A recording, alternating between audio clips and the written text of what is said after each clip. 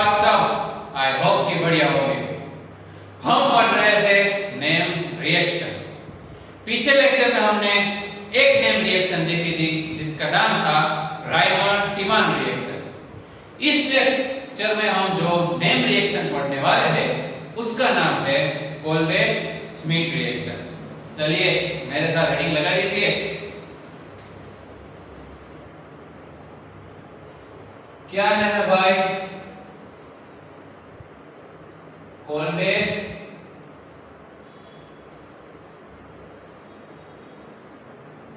Smith reaction. बहुत ही अच्छी name reaction है और बहुत छोटी सी है। रिएक्शन का नाम है कोल्बे स्मिथ रिएक्शन। हमें पता है, मैंने आपको पिछले लेक्चर में बोला है, रिएक्शन जो है हम तीन पार्ट में पढ़ेंगे।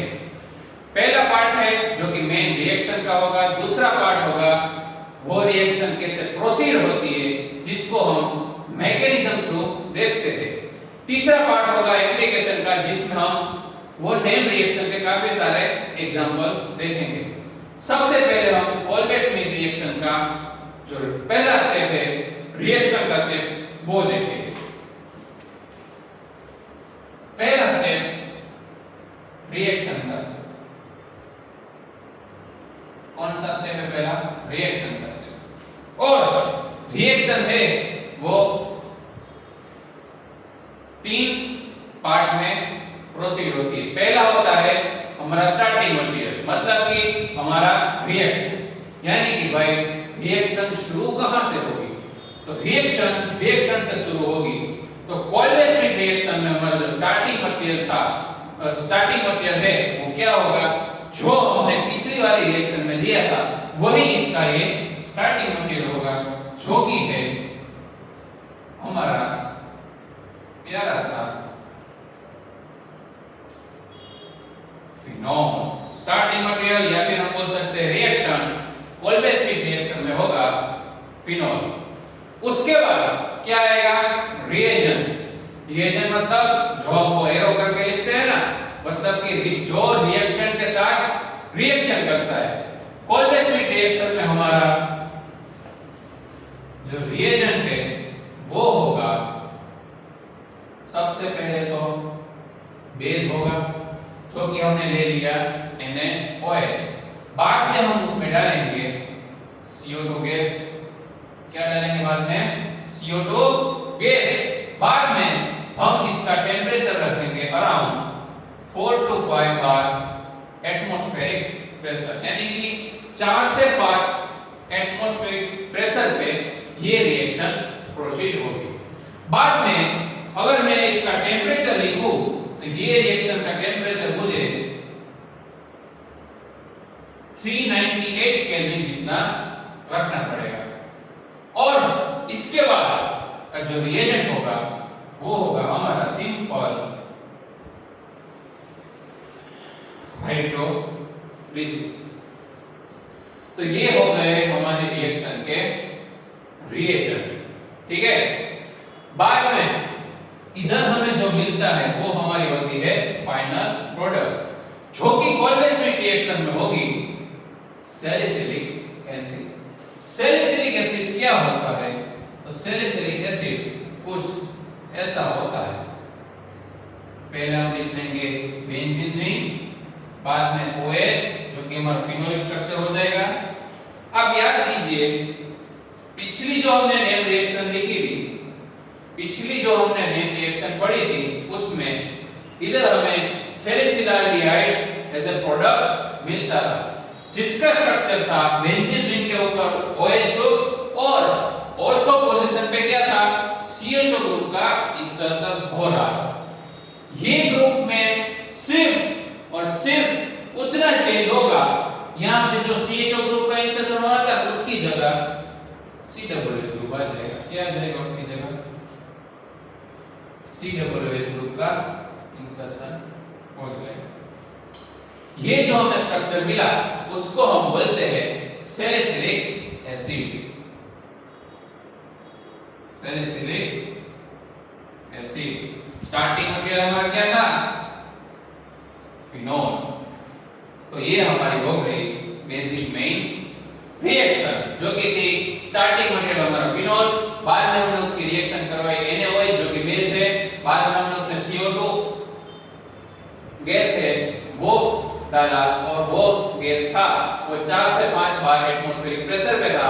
बाद में ये जो रिएक्शन है वो 398 केल्विन पे प्रोसीड हो रही थी और आखिर में था H2O प्लस हमारा जो हाइड्रोलिसिस था वो हमने अगर करवाया तो हमें मिल जाएगा ये जो कि है सैलिसिलिक एसिड। ये हो गया हमारा पहला स्टेप जो कि था मेन रिएक्शन। अब ये रिएक्शन प्रोसीड कैसे होगी अगर वो हमें पता करना हो तो दूसरा स्टेप आता है जो कि होता है हमारा मैकेनिज्म। चलिए देखते हैं इसकी मैकेनिज्म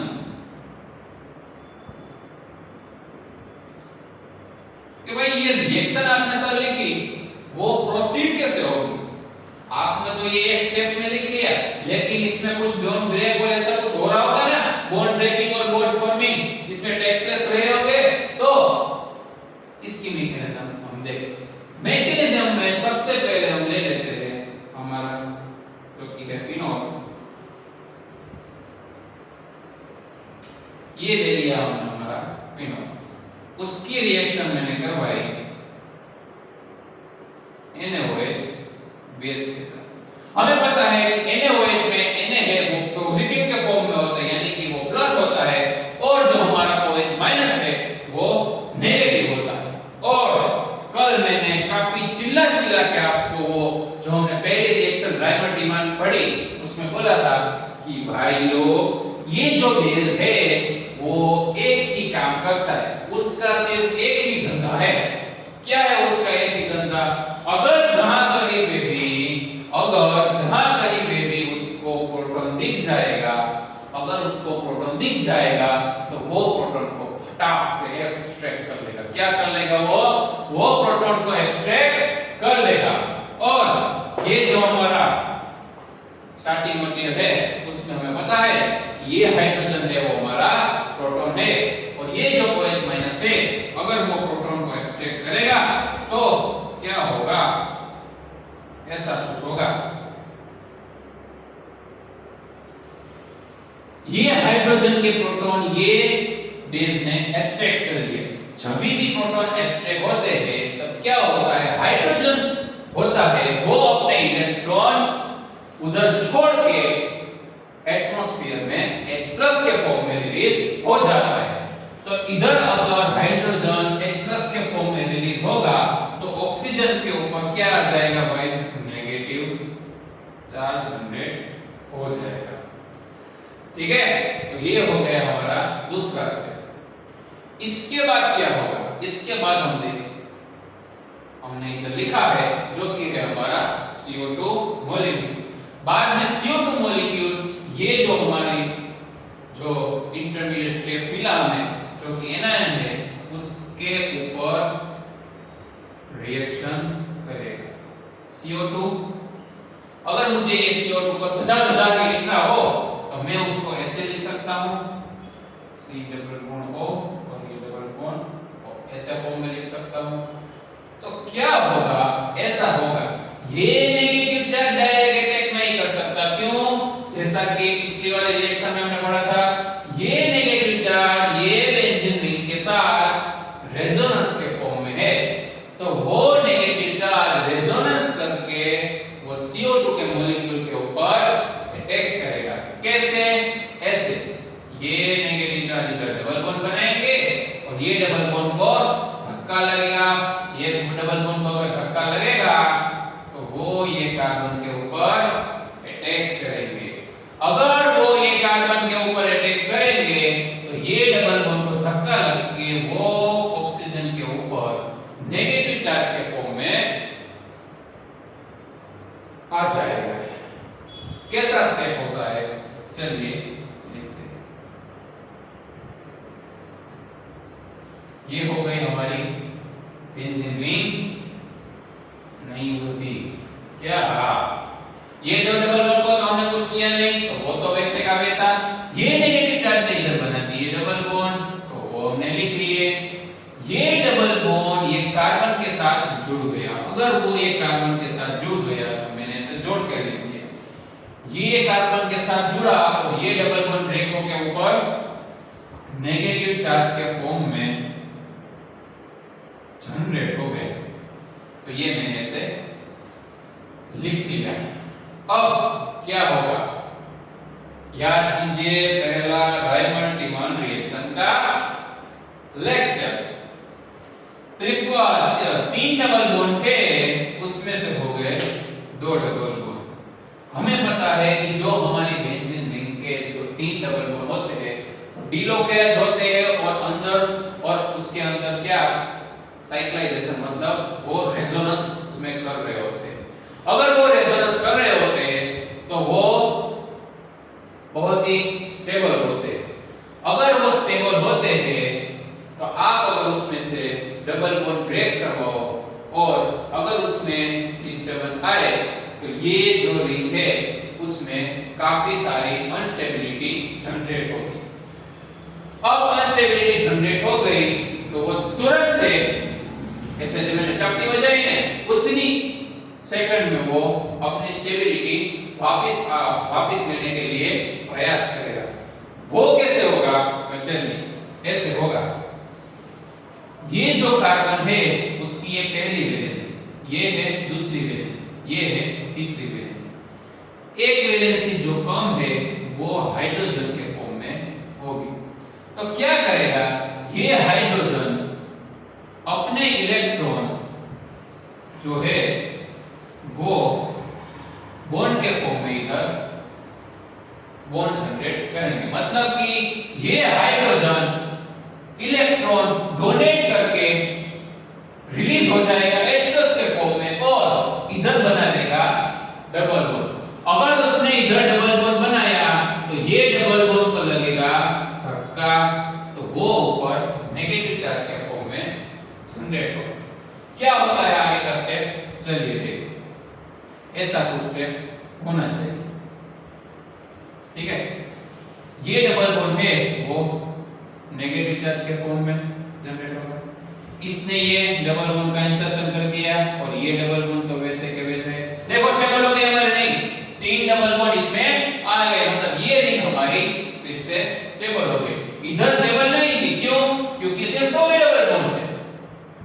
स्टेबल होने के लिए इसमें 3 डबल बॉन्ड की आवश्यकता रहती, तो वो 3 डबल बॉन्ड इधर आ गए और बाकी का जो स्ट्रक्चर है वो तो वैसे का वैसा हो रहेगा,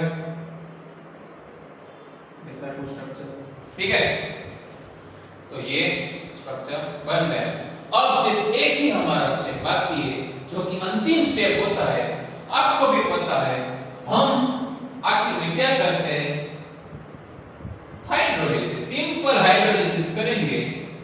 तो जिधर भी बचा कुचा रह गया होगा, जिसको भी जो भी चाहिए होगा हाइड्रोजन एक और OH, वो उसको मिल जाएगा।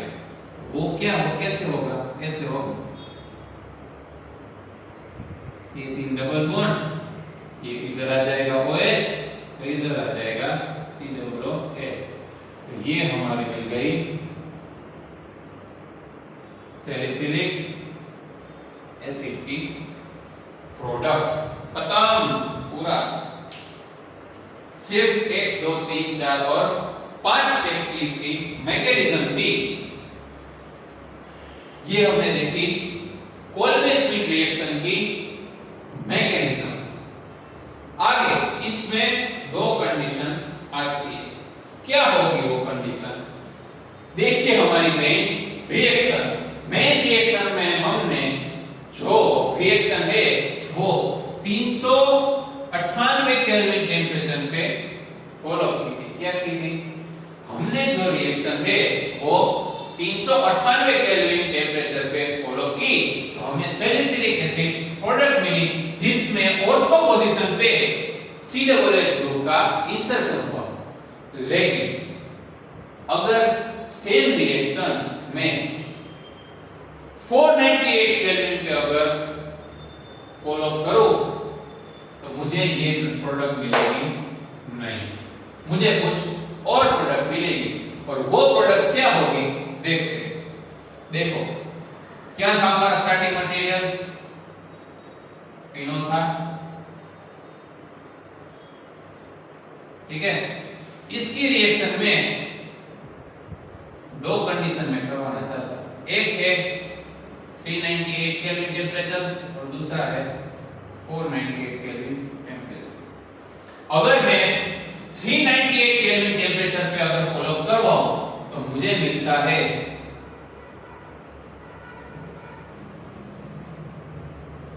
सैलिसिलिक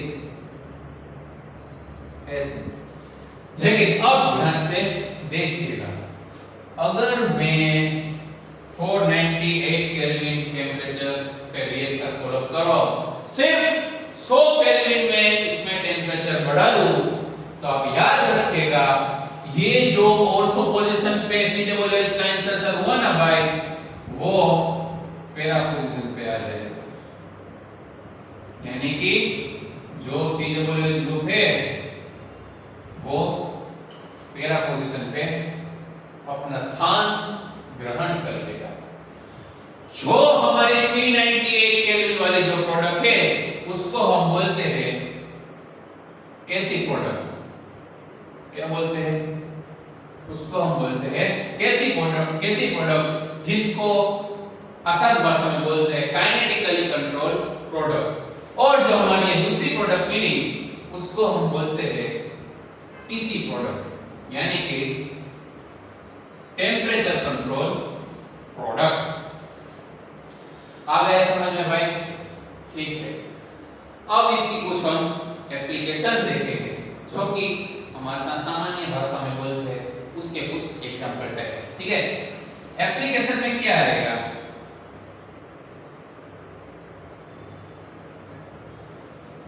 एप्लीकेशन में कुछ नहीं, जो हमारा स्टार्टिंग मटेरियल है ना उसमें कोई अलग-अलग ग्रुप डाल दो और बाद में वही ग्रुप इंसर्ट होके आपको प्रोडक्ट मिले। जैसे कि अगर मैं ये फिनोल में इधर CH3 ग्रुप डाल तो रिएक्शन सेम रिएजेंट हमारे CO2 कितना प्रेशर था, देखो 4 to 5 bar pressure, 398 kelvin temperature और हाइड्रोलिसिस, मिलता है हमें क्या COOH का इंसर्शन हो जाता है कहां पे, इधर जो है वो COOH का इंसर्शन हो जाता है, ठीक है।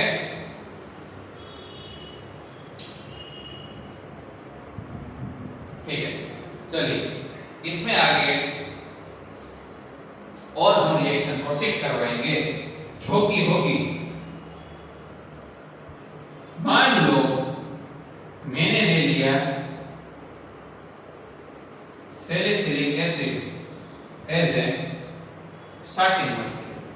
क्या मैंने स्टार्टिंग मटेरियल लिया भाई, salicylic acid as a starting material. उसकी मैं अगर रिएक्शन करवाता हूं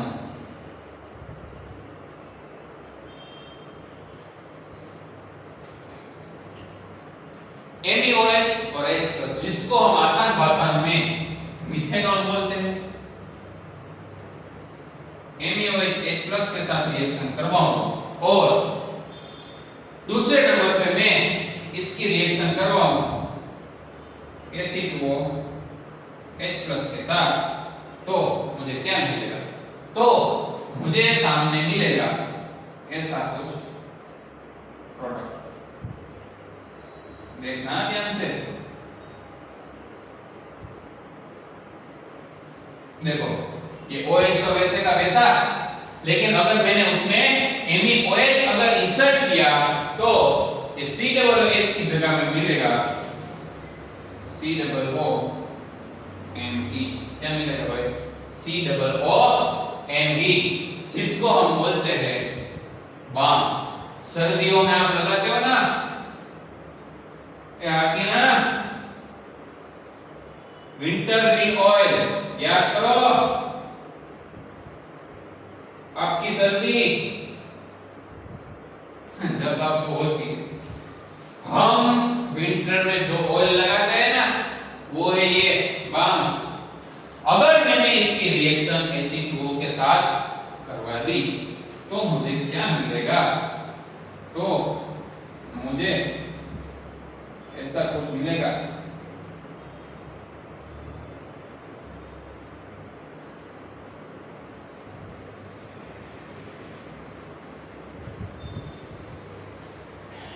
ऐसा कुछ हमें मिल सकता है। ये क्या हो गया? एस्पिरिन। आपने कहीं सुना होगा, अगर जो हार्ट अटैक वाले पेशेंट होते हैं ना, उसको अटैक आने से बचाने के लिए ये एस्पिरिन गोली दी जाती है। उससे क्या होता है कि भाई जो आपका जो अटैक आने की जो पॉसिबिलिटी है, जब अटैक आने की पॉसिबिलिटी है ना, वो थोड़ी सी कम हो जाती है। यानी कि वो जो शॉर्ट पीरियड ऑफ टाइम है वो और जो पेशेंट होता है उसको रिलैक्सेशन मिलता है। तो ये एस्पिरिन दवाई हो गई। तो ये थी उसकी कुछ एप्लीकेशन। हमने पढ़ा कौन सी नेम रिएक्शन के पढ़े, क्विक रिवीजन कर लेते हैं। कोल्बे श्मिट रिएक्शन, जिसकी रिएक्शन है हमारा स्टार्टिंग मटेरियल फिनोल, उसमें हमने रिएजेंट डाला एनएल जो कि है हमारा base, CO2 4 to 5 atmospheric pressure पे, 4 to 5 बार एटमॉस्फेरिक प्रेशर पे, 398 केल्विन टेंपरेचर है, H3O प्लस डाला बाद में, तो हमें मिला as a product salicylic acid. Mechanism कैसे फॉलो होती है? सबसे पहले बेस जो है वो प्रोटॉन एक्सट्रैक्ट करता है। वो बेस ने अगर प्रोटॉन इधर से एक्सट्रैक्ट किए तो इधर नेगेटिव चार्ज जनरेट हुआ। ये नेगेटिव चार्ज रेजोनेंस करके ये जो CO2 का मॉलिक्यूल है उसके ऊपर अटैक करता है। उसके ऊपर अगर उसने अटैक किया तो ये डबल बॉन्ड नेगेटिव चार्ज के फॉर्म में आ जाएगा। अगर ये नेगेटिव चार्ज के फॉर्म में आ गया तो बेंजीन रिंग की स्टेबिलिटी डिस्टर्ब हो गई। ये बेंजीन रिंग की स्टेबिलिटी डिस्टर्ब हो गई तो ये स्टेबिलिटी को मुझे अगर वापस लाना हो तो मैं इधर से जो हाइड्रोजन है वो H+ के फॉर्म में रिलीज करूंगा और ये जो हाइड्रोजन है बेंजीन रिंग, ये जो बेंजीन रिंग में इंसर्ट होकर फिर से उसको स्टेबल कर देगा और हमारे 3 डबल बॉन्ड वापस आ जाएंगे। अगर उसने ऐसा किया तो मुझे फाइनल ऐसा कुछ स्ट्रक्चर मिला और उसके आखिर के स्टेप में हमने हाइड्रोलिसिस करवाया तो मुझे मिल गया सैलिसिलिक एसिड। बाद में हमने देखा दो प्रकार के प्रोडक्ट मिलते हैं, एक होती है काइनेटिकली कंट्रोल प्रोडक्ट और दूसरी होती है टेम्परेचर कंट्रोल प्रोडक्ट। उसमें क्या होता है? तो फिनोल होता है स्टार्टिंग मटेरियल, बाद में 398 केल्विन टेम्परेचर पे अगर आप करवाओ तो हमें सैलिसिलिक एसिड मिलता है। अगर आप 100 केल्विन टेम्परेचर बढ़ा दो तो सीधे बोले जो ऑर्थो पे लग रहा था वो पैरा पे लग जाएगा और वो हो जाएगी हमारी टेम्परेचर कंट्रोल प्रोडक्ट। बाद में हमने उसकी एप्लीकेशन देखी थी और आखिर में हमने उसकी कुछ रिएक्शन देखी जो कि थी MUM यानी कि मिथेनॉल और एसिड की हाजिरी में, जिसका हमें मिला था विंटरग्रीन ऑयल या फिर बोल सकते हैं बाम, जिसमें ऑर्थो पोजीशन पे सीधे बोले M था और फिनोल की रिंग तो वैसे ही वैसी थी।